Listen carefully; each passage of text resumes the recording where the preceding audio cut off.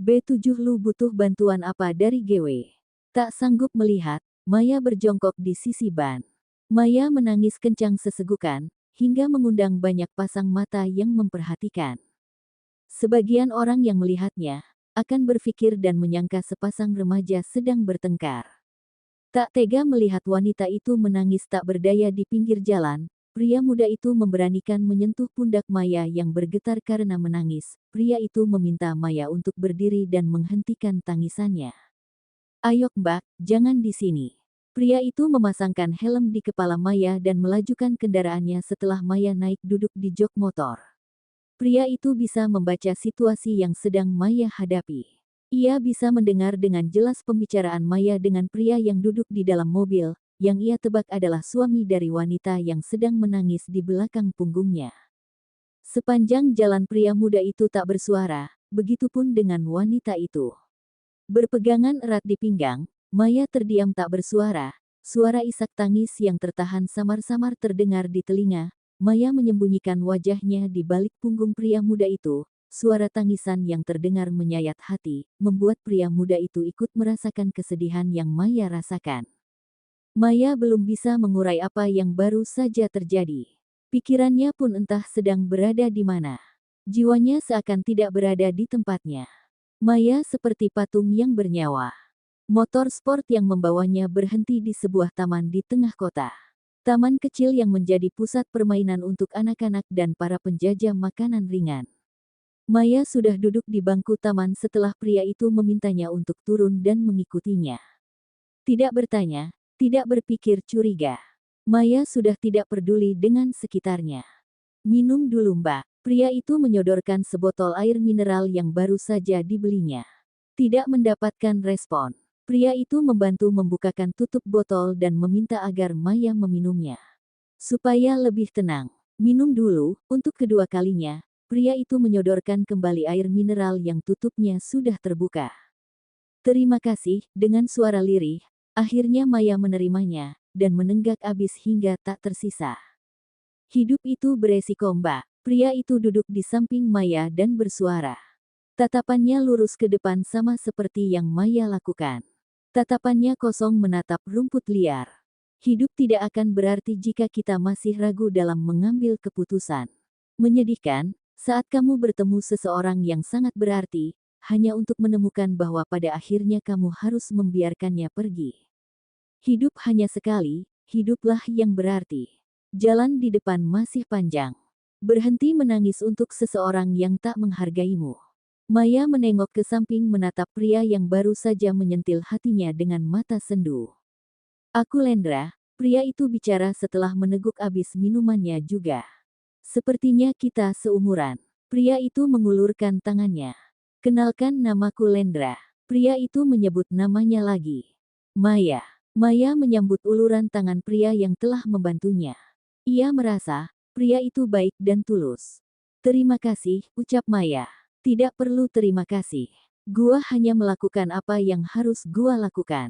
Sorry, saat gua sudah merasa nyaman bicara dengan seseorang, gua harus keluar dari karakter orang lain, dan gua harus kembali menjadi diri gua sendiri Mei. Gua gak suka obrolan yang terlalu formal. Panggil gua Lendra jangan Mas. Tapi aku gak bisa." "Gak masalah, jadilah diri kamu sendiri. Asal jangan panggil gua Mas, gua berasa udah tua Mei." Pria itu terkekeh pelan. Maya menganggukkan kepalanya. "Kamu sudah berkeluarga?" Maya bertanya, tetapi dari penampilannya Maya bisa menebak kalau pria itu masih single. Penampilannya bukan seperti para pria yang sudah beristri. "Belum, gua masih single." "Kamu gak mirip Kang Ojek. Kalau lagi gak ada mata kuliah, gua ngojek, yah, sekalian cari inspirasi." "Kuliah? Di mana?" Maya bertanya dengan menatap Lendra. Pria di sampingnya itu cukup lumayan tampan untuk pria seumurannya. Kulit yang bersih, dan cara berpakaiannya yang kasual menandakan Lendra dari keluarga berada. Lendra menyebutkan salah satu universitas bergengsi di ibu kota ini. "Gua ambil sastra karena gua suka nulis, dan gua happy menjalaninya. Sebelumnya gua ambil jurusan bisnis karena tuntutan keluarga. Tapi gua berontak, gua gak mau hidup dalam tekanan dan terbebani." "Oh, Maya membulatkan mulutnya dengan menganggukkan kepala. Maya bisa menangkap ucapan Lendra yang syarat akan petuah dan saran. Pantes, kamu pinter ngomong. Kayak orang tua. Udah gitu, mana ada akang ojek pakai motor gede gitu. Maya mengarahkan dagunya ke arah motor yang terparkir. Keluguan dan apa adanya Maya, membuat Lendra tertawa. Wanita itu seakan mempunyai magnet, yang mampu membuat Lendra merasa nyaman bicara dengannya. Sangat jarang sebenarnya untuk seorang Lendra mau membuka sedikit jati dirinya kepada orang yang baru dikenalnya. Tiba-tiba bunyi ponselnya berbunyi. Lendra melihat nama di layar ponselnya. Ya, Bang. Lendra menempelkan ponselnya ke telinga setelah mengusap tombol hijau di layar panggilan. Lendra mendengarkan, entah apa yang disampaikan oleh seseorang di ujung telepon, dan sepertinya sangat mendesak. Ya, gua otu ke kantor abang. Setelah sambungan terputus, Lendra memasukkan ponselnya ke saku celananya. Yok, gua antar lu pulang. Totalannya berapa? Maya kan belum bayar. Gak usah, gua gratisin khusus buat kamu. Tapi, Maya seperti berpikir. Udah gak usah dipikirin, ayo, Lendra memakai helmnya kembali. Nganternya ke tempat kerja mau gak? Maya meringis, khawatir Lendra keberatan. Siap, pakai helmnya. Hak cipta, hak cipta, hak cipta, hak cipta, hak cipta. Sedangkan di butik, sudah hampir 3 jam sekembalinya Tante Rosa, Maya belum juga datang. Seperti mendapatkan firasat, sedari tadi perasaan Dina tidak tenang. Ia merasa sesuatu yang kurang baik terjadi menimpa teman baiknya. Tidak biasanya Maya izin selama ini. Dina bicara sendiri. Maya belum datang, Din. Tante Rosa turun dari lantai 2 dan bertanya. Belum Tante.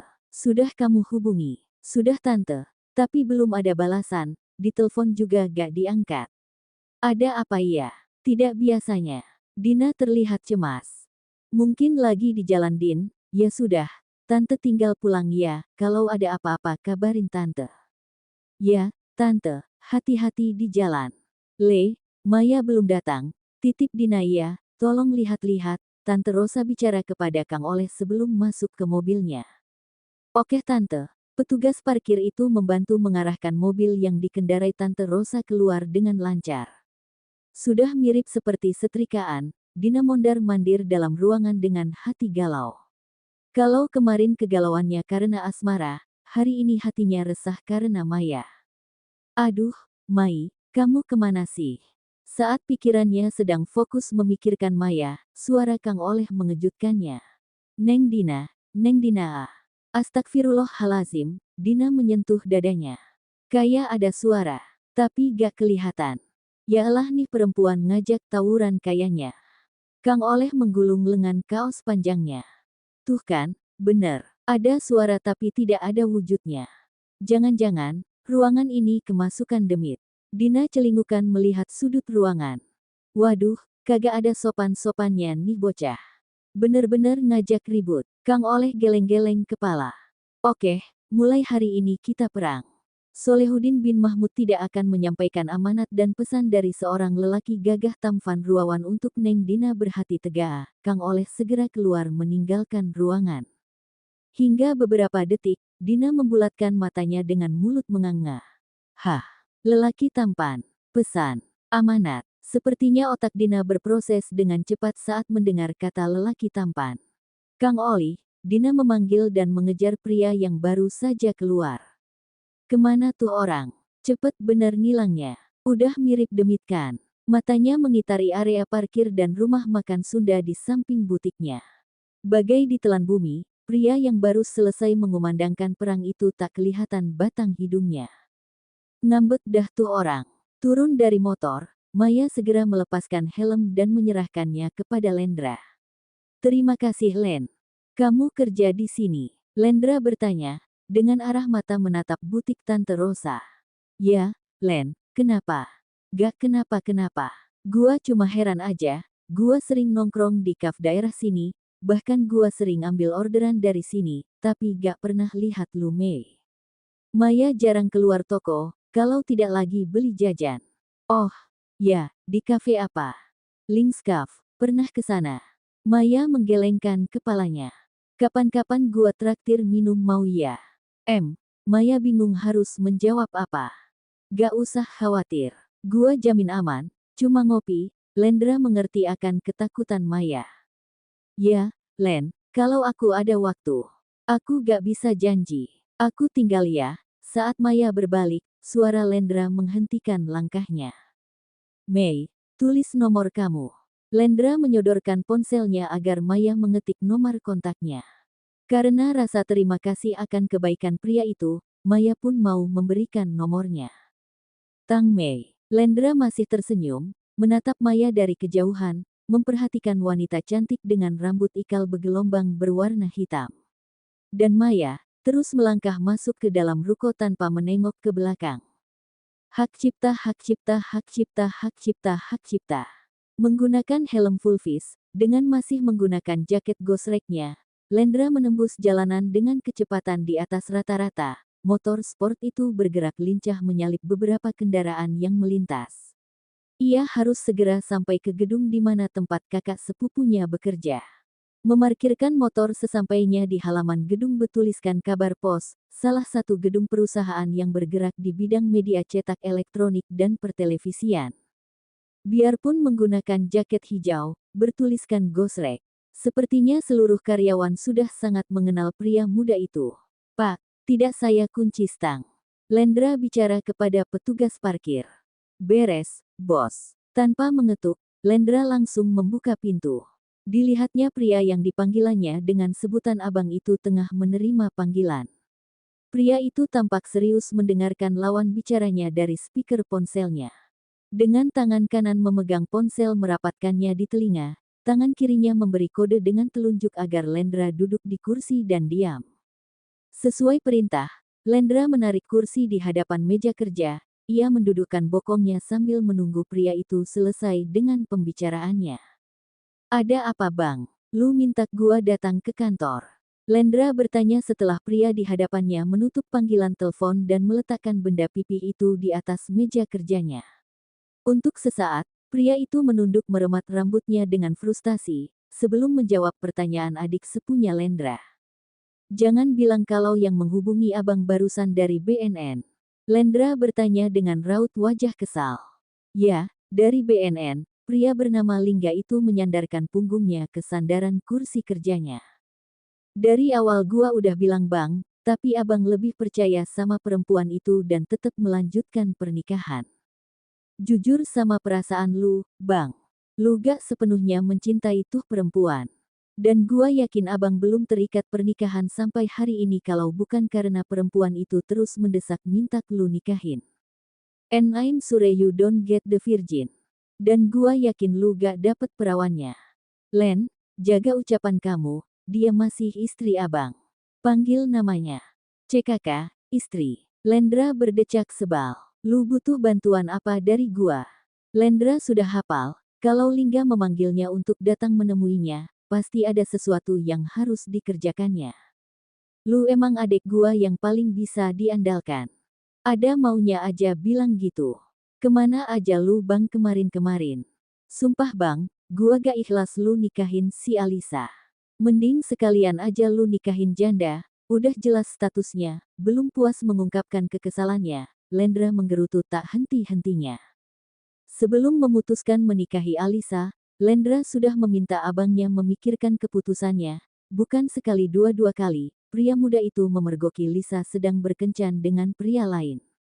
Salah satunya temannya sendiri. Tetapi sayangnya Lingga tetap dengan keputusannya. Karena Lingga dan Alisa sudah pacaran selama 2 tahun, pihak keluarga dari Alisa pun sudah mendesak Lingga agar segera melamar putrinya. Abang minta kamu mencari tahu selengkap-lengkapnya wanita yang ada di foto ini. Lingga menggeser ponselnya ke hadapan Lendra. Ia men-screenshot foto profil seorang wanita di aplikasi pesannya sebelum memperlihatkannya kepada Lendra. Bukankan sesuai dengan jurusanmu? Jangan bilang kamu masih mengaku sebagai anak sastra dan jaket hijaumu hanya untuk menutupi jati dirimu. Lingga menaruh kedua siku lengannya di atas meja dengan jari bertautan untuk menyanggah dagunya. Abang tidak bisa dibohongi Len, abang sangat mengenalmu. Lingga tersenyum penuh arti.